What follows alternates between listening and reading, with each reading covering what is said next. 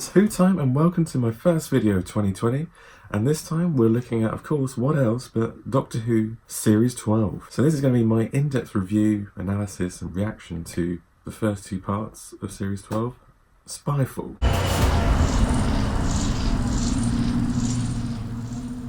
So kicking off with part one, of course, we've got a very fun, pacey opener. There's a lot going on, lots of intrigue, lots of action, and lots of questions, because it's a really intriguing setup. The Bond pastiche really adds a lot of fun factor to this story, and there's a lot of references to the James Bond franchise.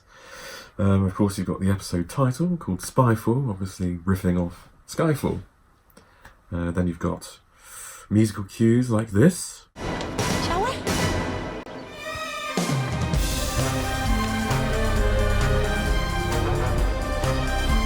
Gadgets.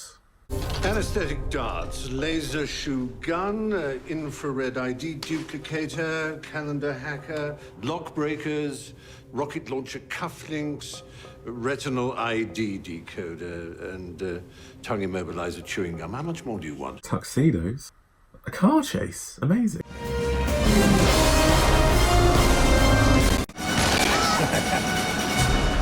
And then MI6 with Stephen Fry. Well. Finally we meet. You actually do exist. And then, of course, this wonderful gem. The name's Doctor. The Doctor. We've all thought about being a spy at one point, thinking it would be really cool. But really, we then begin to realise, after thinking about it for a bit longer, that it'd probably be more like Johnny English than James Bond. You're now entering the most secure location in the whole of England. Still, no sense rushing things. Click it twice.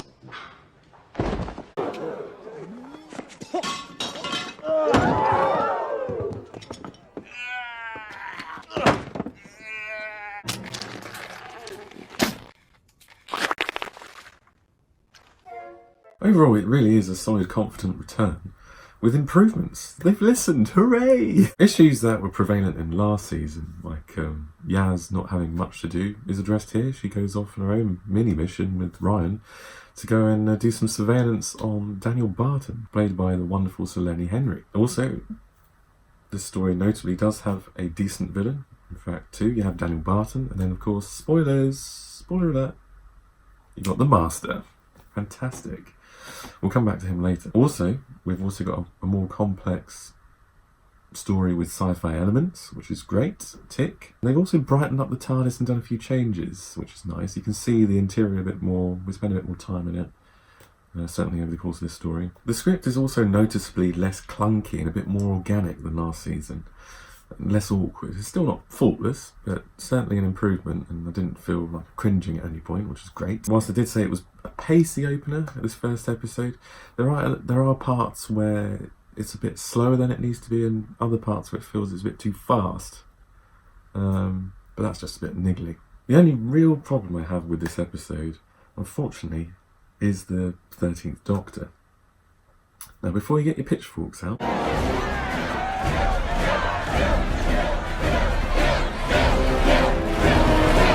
I say this specific episode, so hold your horses. For me, this is still a niggling issue from Series 11. It's a major issue. Niggling makes it sound a bit minor, but it's a major issue for me. Jodie does give a fun, confident performance here. She's clearly more comfortable in the role, but the 13th Doctor characterisation still feels undercooked here. Much like last series, she's given a load of exposition here, and she also asks endless questions to little or no response. Who are you? What are you doing to the people on this planet? Why are you changing their DNA? And why spies? Why are you only attacking spies? What are you exactly, except for reluctant to talk? How many are you? Your race, or species, or whatever you are. Where are you from? Far beyond. Did you assassinate the head of MI6 yourself, or just order it? Why is there an alien code embedded at the edge of your company's systems? How long have they been here? Where are they from? Who recruited whom? Are you running them or are they running you? Why is your DNA 7% non-human? In that latter scene with Lenny Henry as Daniel Barton, I especially felt the dialogue was lacking. In a Bond film, Jimmy Bond and the villain would of course meet early on in the film, and they would have talked about something not related to the evil villain's plot, but there would be knowing looks and a subtext to the conversation. And here you just don't get that. She just asks loads of questions at him, and he goes, nope. As per Series 11, she was also sonicking the hell out of everything.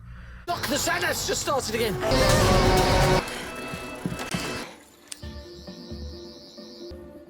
Coordinates for what?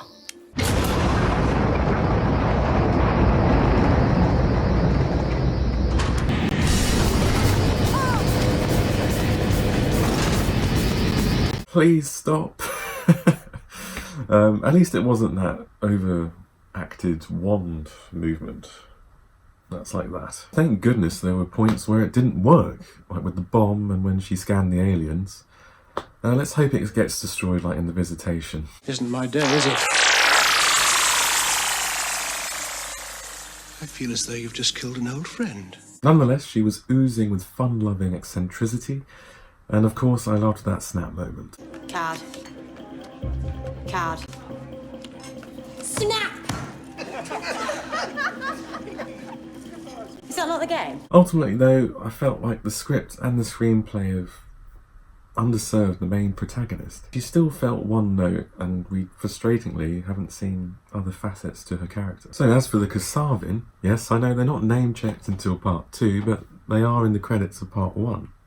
They are an effective race in this story, and I especially love that scene in the outback, which is very intense and creepy. They are also a suitably rubbish, daft monster, like you'd expect from Doctor Who, because they very much evoke the Vardens from The Invasion of Time from season 15, if you've seen that one. Gentlemen, this is no ordinary meeting. I am privileged to introduce to you your new masters.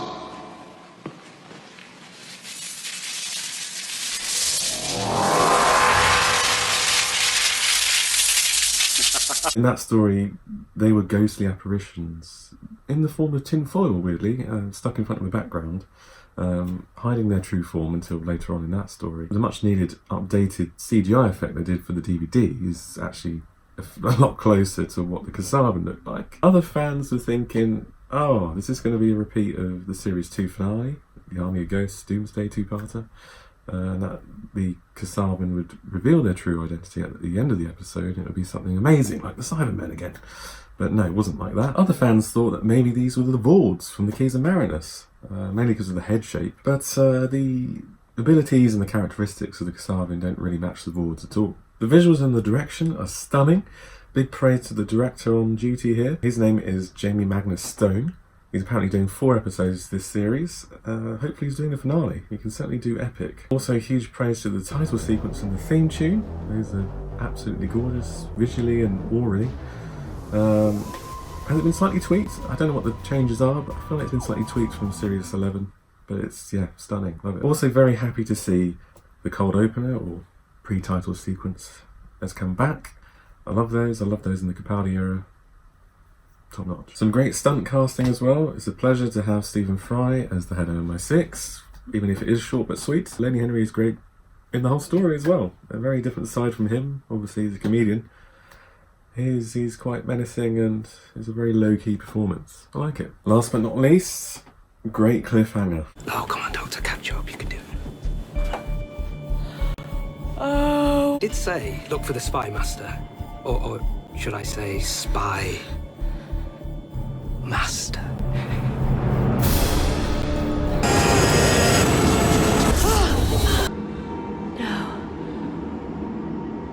No. Finally, the secrecy in the behind-the-scenes production has paid off. Oh, Sacha Dharwan.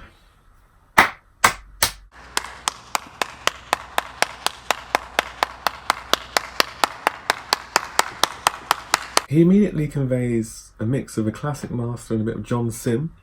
You can tell he's absolutely loving it and lapping it up as well. It's great. What a great reveal. The only thing that niggles at me is I'm just wondering where his incarnation sits. Is he pre-Missy or post-Missy? Because if he's after Missy, he kind of messes with the arc she had, which I liked. And that was only a season and a bit ago. So it's quite fresh in the memory for fans and anyone who's watched the last couple of seasons. Nonetheless, he makes a great impression and I'm happy to see more of it. One little other addition, very pleased to see the dedication to Terrence Dicks. May he rest in peace. Fabulous. Did so much for the show.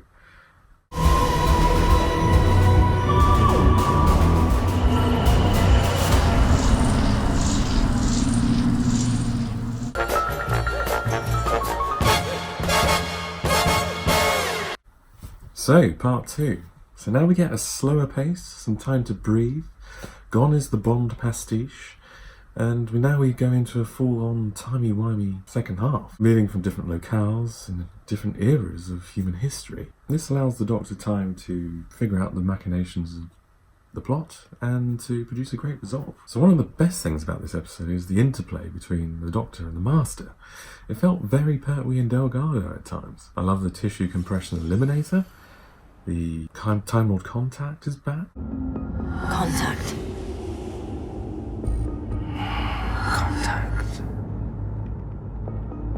Old school. You're not the only one who can do classic. The heartbeat of a Time Lord. The disguises. Plus the anger and mania of Sacha's master. Do not move! Hands on hands! The fact that he's in partnership with the alien menace, the Kasavin, and not in full control of them, is very Season 8 Delgado. Also, I love how the Doctor dupes him in 1943 at the top of the Eiffel Tower, leaving him to the Nazis and stealing his TARDIS. Plus, I love the reference to Logopolis as well. It's worse than Jodrell Bank. Did I ever apologise for that? No? Good. So, wow, the 13th Doctor has finally arrived for me. At last. That's the best thing about this episode. She's finally had the chance to flesh out her incarnation with a good amount of screen time, good material, and a good master to play off. Now that the proverbial has finally hit the fan in the 13th Doctor era, Jodie has had the opportunity to flex her acting muscles. At last. She absolutely nails it with her eccentricity, rapid-fire dialogue, externalising her thoughts and ideas, the interplay with the master, and just being the smart, heroic Doctor that we know and love. Plus her reaction to Gallifrey at the end. Fabulous. She finally feels like a rounded character. An extra plus is that she doesn't use her sonic endlessly and uses her noggin instead. I hope they continue to give this Doctor suitable screen time in the rest of the series. It's her bloody series after all. I felt last season, in Series 11, the companions took much needed screen time away from her. And so that is probably one of the multiple reasons that fans really struggle to grasp her incarnation. Another element of this story that I really liked was the inclusion of the underappreciated, lesser known female historical figures. We've got Ada Lovelace and Noor Inayat Khan. I didn't actually know lots about them prior to this episode, so their inclusion was actually a nice educational element. Their involvement isn't overstated and they're not pushed to the front in some sort of identity politics agenda, and they don't take the limelight off Jodie. They simply get wrapped up in the happenings. We learn a few nuggets about their lives, and that kind of encourages you to go and find out more after the episode is aired. At the end, their minds are wiped by the Doctor in a similar fashion to how Tennant did it to Donna Noble at the end of Series 4, Journey's End, and also when Capaldi almost did it to Bill Potts in the pilot, the start of Series 10. Also, Chibnall clearly likes bringing historical figures along for the ride in the TARDIS. He did it once before in Dinosaurs on the Spaceship in Series 7 when Matt Smith was the Doctor. The laser shoes and the rocket launcher cufflinks are bloody silly, but I went along with it. All the companions are very likeable. Bradley Walsh is doing his cheeky chappy routine and I fall for that every time. But really, the companions were set aside for this episode to allow the Doctor and the Master, Jodie and Sacha, to excel, and rightly so. I like evil Lenny Henry, or Daniel Barton. He gives a good understated performance, which is much needed against Sacha Dharwan's much more exuberant Master. His character is still just as evil as the Master, because this is what he does to his mum. I like how his Google Apple CEO character uses technology against humanity to execute his plan. It certainly touches the nerve in reality, as data sharing and privacy are as topical as ever. It's also very reminiscent of the Age of Steel Rise of the Cybermen two-parter from Series 2, when Tennant says this. Human race, we're such an intelligent lot, you aren't half susceptible. Give anyone a chance to take control and you submit. Sometimes I think you like it. easy life. Also, what happened to him at the end? Did he get arrested? I didn't see that, I don't think. Maybe he'll return later in Series 12, who knows? So moving to the end of the story, looking at the Kasavin, we still don't know a lot about them. We know they're spies from another dimension. Apart from that, we know little else. We don't know what their true form is, or anything about their universe or their dimension from which they came. Will they return? Who knows? Their abilities could prove fruitful in a future Doctor Who story, and there'll be a chance to learn more about them. Weirdly, the Kasavin's plan turns out to be the weakest bit, really, because their plot is to turn humanity into storage devices to store all their spy recon data.